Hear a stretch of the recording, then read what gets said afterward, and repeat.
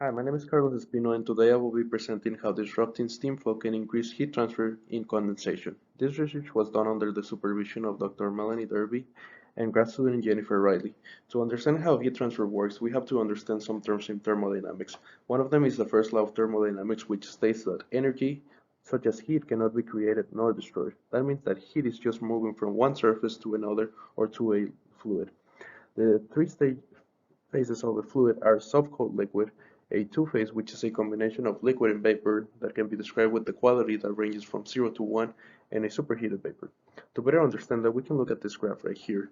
And it's going to look different depending on the fluid, but they will all have this curve right here. And if we were to look at a specific pressure and temperature, and it was located to the left of the curve, you can say that it's a liquid. If it was inside of the curve, you can say that it's a two-phase. And if it was in the right of the curve, you can say that it's a vapor. Another thing is that looking at structures in a surface that can disrupt the flow of a liquid or a fluid, they can reject more heat. So if you were to imagine a pipe with steam inside of it, and you were to put your hand in the outside of it, you should feel some heat coming out of it. Now, if in the inside of the pipe we were able to disrupt the flow of that steam, you should be able to feel more heat coming out of it. So for our objective, we're using condensation in thermal management systems to remove heat in space applications. So how these thermal management systems work, if we look at figure 1, we're going to have a cycle of a fluid that is just going to repeat itself. It's going to start as a cool fluid that is going to get some heat from some piece of equipment that can be computers. So that heat is going to be attracted to the cool fluid. That fluid is going to take the heat and it's going to warm up. So we want to add some kind of disruption of flow in this area right here. So that way we can reject heat to the radiators. And now that the radiators reject the heat into space, that fluid no longer has any heat. It's going to cool down and repeat the cycle again. So looking at our experimental apparatus, the part that we care about is this test section right here. Anything to the left is just helping us control the phase of it so that it can be a two-phase in this area. In the test section, we're going to have a coupon that can be a plane or a mount surface, and I'll explain that here in a moment. And we're going to have a chiller that is going to run cold water so that the heat is going to be attracted to that area right there. And we're going to run some calculations to determine how much heat we're losing. We're also going to record this to look at different flows at different qualities. So in our parameters, we have two surfaces. Like I said, we're going to have a plane surface, which is just going to be a flat surface. And we're going to have a solid mount surface, which is going to be half spheres that are going to be put in the flat surface.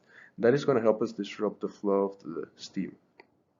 We're going to be using a pressure of 250 kilopascals with two different mass fluxes, one at 50 and one at 125 kilograms per meter square second. And we're gonna be taking data points at qualities that range mostly between zero point 0.2 and zero point 0.8.